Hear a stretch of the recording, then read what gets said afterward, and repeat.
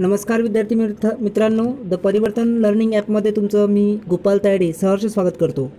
आजच्या English activity set 2 मध्ये या तिसऱ्या भागामध्ये आज आपण घेणार आहोत एक पॅराग्राफ जो तुमच्या बुक्समध्ये विचारलेला आहे आणि त्या पॅराग्राफच्या जे क्वेश्चन बॅक विथ सोल्युशन मी तुम्हाला आज सांगणार आहे। तर आपण सुरुवात करूया आजच्या या पॅराग्राफला।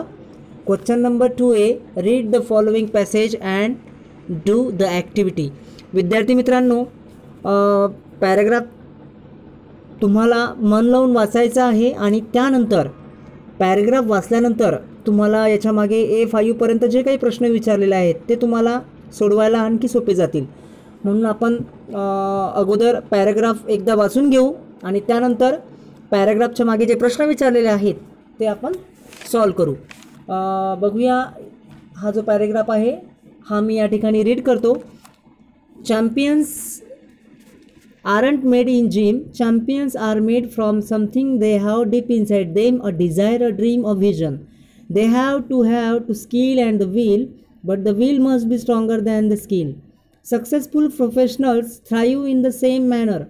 We all have natural talents. If we use that talent to set our goal in life, we can easily get success in life. We shall not achieve our goal if we do not take action to achieve them.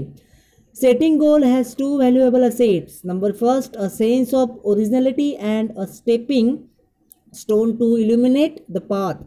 Goals put one at the helm of life. Pursuing them acknowledges a better future situation.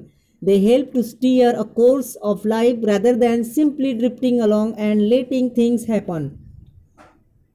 Setting goals may appear easy, but for some it is quite challenging. Fear of failure may be avoided in the absence of any goals. After all, one has to decide that one wants to achieve in the end.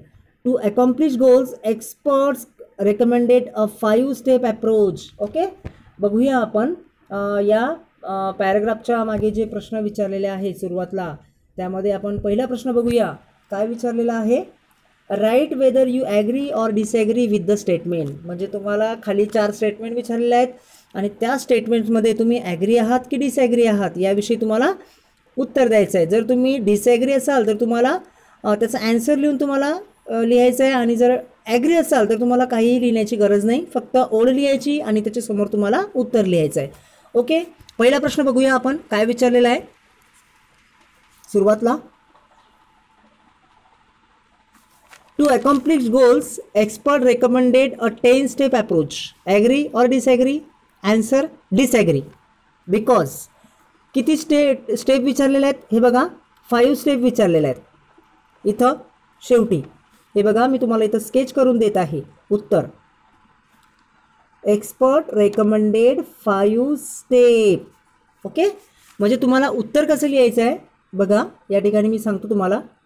इथं लिहायचं disagree, disagree. Okay, to accomplish goals, expert recommended a 5-step approach. मी तुम्हाला फक्त 5 step approach लिहायचं आहे। काय लिहायचं आहे?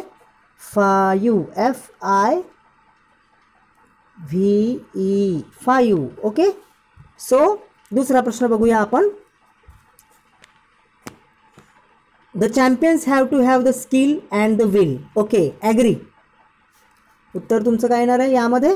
Agree येणार आहे, AGREE। Okay, agree. तिसरा प्रश्न बघूया आपण काय विचारलं आहे, for anyone setting goals is not easy but challenging. Yes, agree. तिसरा जो प्रश्न आहे तिसरा प्रश्न आहे तो त्यामध्ये तुम्हाला ॲग्री लिहायचं आहे। काय लिहायचं आहे? इथं ॲग्री लिहायचं आहे तुम्हाला तिसऱ्या प्रश्नामध्ये।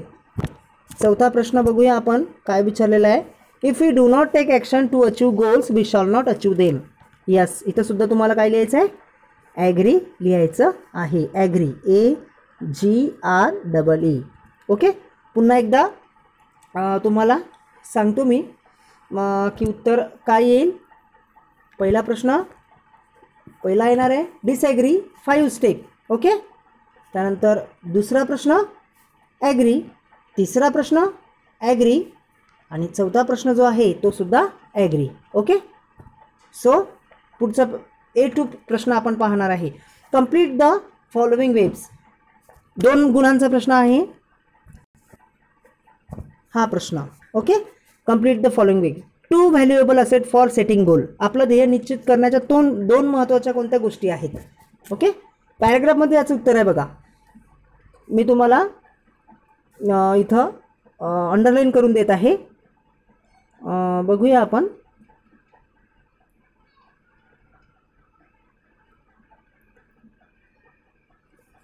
पॅराग्राफमध्ये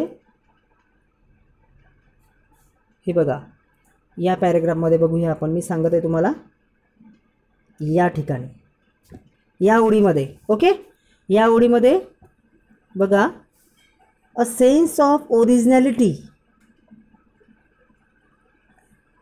ही पूर्ण ओळ तुम्हाला लिहायची आहे. आणि illuminate the path. Number first लिहायचं आहे तुम्हाला, 1 नंबरवर लिहायचं आहे. हे बघा, या ठिकाणी 1 नंबर लिहायचं आहे तुम्हाला अ सेन्स ऑफ ओरिजिनॅलिटी. आणि 2 नंबरवर लिहायचं आहे तुम्हाला a stepping stone illuminate the path. आणि हे उत्तर तुम्हाला लिहायचं आहे या 2 ठिकाणी, इथं आणि इथं. ओके, उत्तर मी तुम्हाला सांगितलेलं आहे. तिसरा प्रश्न बघूया आपण. Write the adjective of the following. Adjective लिहायचं आहे आणि हे ॲडजेक्टिव्ह तुम्हाला पॅराग्राफमध्ये दिलेलं आहेत. मी तुम्हाला सांगून देतो. इथं तुम्हाला लिहायचं आहे सक्सेसफुल. इथं लिहायचं SUFFCESS. इथं लिहायचं तुम्हाला सक्सेसफुल, कारण त्यांनी ॲडजेक्टिव्ह विचारलेला आहे FUL. आणि इथं लिहायचं आहे नॅचरल NATURAL. इथं लिहायचं नेचरच्या समोर नॅचरल. ओके, म्हणजे पुन्हा एकदा सांगतो तुम्हाला.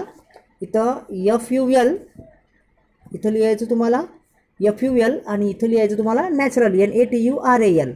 ओके, तिसरा प्रश्न काय विचारलेला आहे बघूया.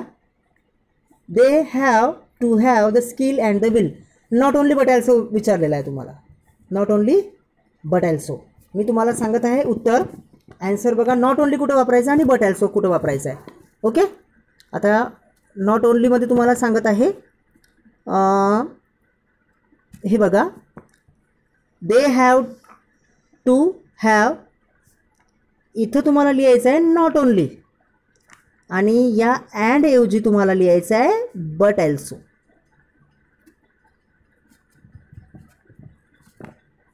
अँड ऐवजी. ओके, हे बघा, पुन्हा एकदा सांगतो. हा जो प्रश्न आहे, they have to have the skill. They have to have, हॅवच्या नंतर तुम्हाला वापरायचं आहे नॉट ओनली आणि त्यानंतर हॅव नंतर अँडच्या ऐवजी तुम्हाला वापरायचं आहे बट ॲल्सो. ओके, पुढचा प्रश्न क्वेश्चन टॅगचा विचारलेला आहे. We shall not achieve our goal. Answer येईल shan't we. Okay, B answer आहे. पुढचा प्रश्न पर्सनल रिस्पॉन्सचा आहे, वैयक्तिक प्रश्न विचारलेला आहे. हा जो प्रश्न या ठिकाणी मी तुम्हाला सांगत आहे, हा तुम्हाला वैयक्तिक प्रश्न विचारलेला आहे, ज्याचं उत्तर पॅराग्राफ नसतं. तुम्हाला मनाने उत्तर त्याचं लिहायचं आहे. Write your any one goal and what you do to achieve it. प्रश्न काय विचारलेला आहे बघा, की तुम्ही write your any one goal, तुमचं कोणतंही एखादं ध्येय लिहा आणि तुम्ही त्या ध्येयासाठी काय करणार आहात. तर तुम्ही आन्सर लिहू शकता. My goal is to become a successful businessman and to provide an employment to needy people. I will do hard work with sincere approach to achieve it. Belong with the perseverance and time management. I will achieve it with confident. म्हणजे तुम्ही तुमच्या मनाने उत्तर लिहू शकता की कशा प्रकारे तुम्ही तुमचं ध्येय ठरवलेलं आहे. आता पुढचा पॅराग्राफ आपण या ठिकाणी घेणार आहोत. Read the following passage and do activity. 10 मार्क्सचा हा जो पॅराग्राफ आहे तो विचारलेला आहे, हा पॅराग्राफ आहे. आणि त्या पॅराग्राफच्या वरती हे या ठिकाणी इथं प्रश्न विचारलेले आहेत. B1 आहे आणि त्यानंतर खाली आपण बघू की या ठिकाणी हे प्रश्न विचारलेले आहेत. तर पॅराग्राफ आपण एकदा बघूया आणि त्यानंतर पॅराग्राफचे आन्सर आपण सॉल्व करूया. ओके, पहिला प्रश्न बघूया आपण काय आहे. हा पॅराग्राफ तुम्हाला शांततेत वाचायचा आहे आणि वाचल्यानंतरच तुम्हाला त्याचे आन्सर कळणार आहेत. ओके, सो पहिला प्रश्न बघूया आपण काय आहे. 1 or 2 वर्ड्समध्ये आन्सर लिहायचा आहे. 1 or 2 वर्डमध्ये आन्सर लिहायचा आहे. The person who change the writers life, त्या व्यक्तीचं नाव लिहायचं आहे ज्या व्यक्तीने लेखकाचं जीवन बदललं. तर आन्सर बेगर्स येईल. काय येईल? बेगर्स. या ठिकाणी हे बघा, हे आन्सर आहे. मी इथं स्केच करून देतो. अ बेगर. ओके, पहिला प्रश्न सॉल्व. पुढचा प्रश्न, दुसरा प्रश्न. द एज ऑफ बेगर्स ग्रँडडॉटर, त्या भिकाऱ्याच्या ग्रँडडॉटरचं वय किती आहे? हे बघा, पॅराग्राफमध्ये उत्तर आहे. तुम्हाला फक्त तिथं एवढंच लिहायचं आहे. 5 years old. हे बघा, आन्सर मी तुम्हाला या ठिकाणी सांगून देत आहे. 5 years old. झाला दुसरा प्रश्न. तिसरा प्रश्न,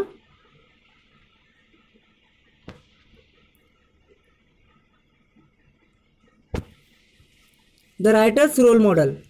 द रायटर्स, हा वाला, द रायटर्स रोल मॉडेल. इथं आन्सर येईल बेगर. पॅराग्राफमध्ये उत्तर आहे. पॅराग्राफमध्ये काय आहे? उत्तर आहे. आणि चौथा प्रश्न, बेगर्स येईल तिसऱ्याचं उत्तर. आणि चौथाचा प्रश्न आहे, the things that the writer use to give a beggar every day. Answer येईल लेफ्ट वर्स, लेफ्ट ओव्हर्स. हे आन्सर येईल त्याचं. काय येईल? Leftovers. यामध्ये पॅराग्राफमध्ये त्याचं उत्तर दिलेलं आहे चौथ्या ह्याचं. तुम्ही जर पॅराग्राफ नीट व्यवस्थित जर वाचला तर तुम्हाला लेफ्ट ओव्हर्स हा शब्द दिसेल आणि तो त्याचं उत्तर म्हणून तुम्हाला त्या ठिकाणी लिहायचं आहे. ओके, आता पुढचा प्रश्न बघूया आपण. B2. Describe how the beggar and his granddaughter enjoy the rain. याचं उत्तर पॅराग्राफमध्ये दिलेलं आहे कशा प्रकारे, आणि याचं उत्तर तुम्हाला इथून लिहायचं आहे. हे बघा, मी तुम्हाला या ठिकाणी अंडरलाईन करून देत आहे.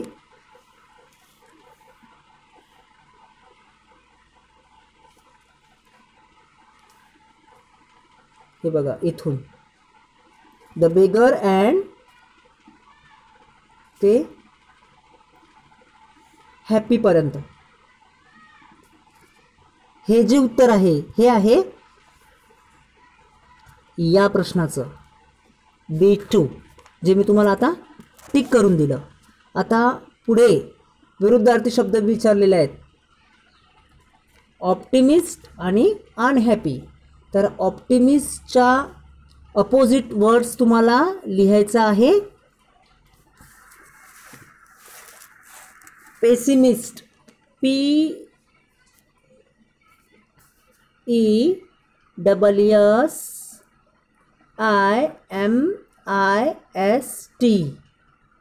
पेसिमिस्ट. ओके, आणि अनहॅपी याच्याऐवजी तुम्हाला लिहायचा आहे शब्द हॅपी. HAPPY,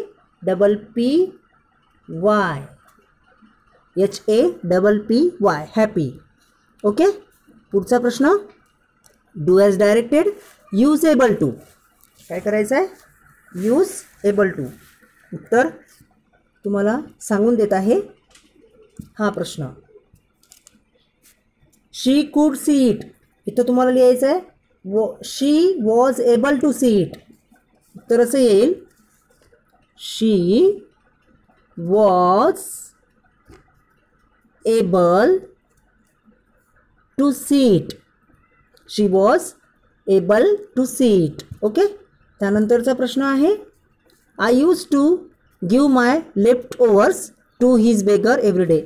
यूज वूड म्हणत आहेत ते. काय म्हणतात ते? Use wood. तर वूड हा वापरायचा आहे तुम्हाला, फक्त वूड वापरायचा आहे. हा वूड वापरायचा आहे. वूड वापरायचा आहे तर तुम्हाला काय करायचं आहे, यामध्ये जे यूज टू आहे हे यूज टू काढून याऐवजी तुम्हाला इथं वूड वापरायचं आहे. WOULD. ओके, यूज टू ऐवजी तुम्हाला काय वापरायचं आहे, वुड वापरायचं आहे. आणि ही जी दिलेली सेंटेन्स आहे ही सेंटेन्स ॲज इट इज लिहायची आहे. समजलं? ओके. आणि आता पुढचा प्रश्न बघूया आपण. प्रश्न आहे पी आरचा. Who is your role model and why? तुमचं रोल मॉडेल कोण आहे आणि का? तर तुम्ही उत्तर लिहू शकता. मी तुम्हाला या ठिकाणी सांगतो. फॉर एक्झाम्पल प्रत्येकाचा रोल मॉडेल वेगळा आहे. तर मग तुम्ही एखादा खेळाडू लिहू शकता, एखादा सिंगर लिहू शकता, किंवा एखादा पॉलिटिकल लीडर पण लिहू शकता, ॲज यू विश. एखादा फ्रीडम फायटर्स पण लिहू शकता. तुम्हाला जो आवडेल असा रोल मॉडेल तुम्ही लिहायचा. आणि लिहिल्यानंतर तुम्हाला तो का आवडतो, व्हाय, हे सुद्धा विचारलेलं आहे की तो तुम्हाला का आवडतो, व्हाय. ओके, का आवडतो तर ते सुद्धा तुम्हाला लिहायचं आहे. तर मग तुम्ही ॲन्सर लिहू शकता. Mahendra Singh Dhoni is my role model because in every pressure situation he keeps his mind cool. Rather than after 20 years, he left the World Cup trophy for India. He always believed on his own decisions on the field. He handles every bowler very well. That's why in which situations he always do a great decisions. Okay? तर अशा प्रकारे तुम्ही उत्तर लिहू शकता. विद्यार्थी मित्रांनो, आता येणारे जे पुढचे 4th आणि 5th पार्ट आहेत त्या 4th आणि 5th पार्टमध्ये मी तुम्हाला ज्या कविता आहेत त्या कवितांचे विथ सोल्युशन सांगणार आहे. म्हणजे पुढे तुम्हाला कविता विचारलेल्या आहेत आणि त्या कवितांचे मी सोल्युशन तुम्हाला पुढच्या भागामध्ये सांगणार आहे.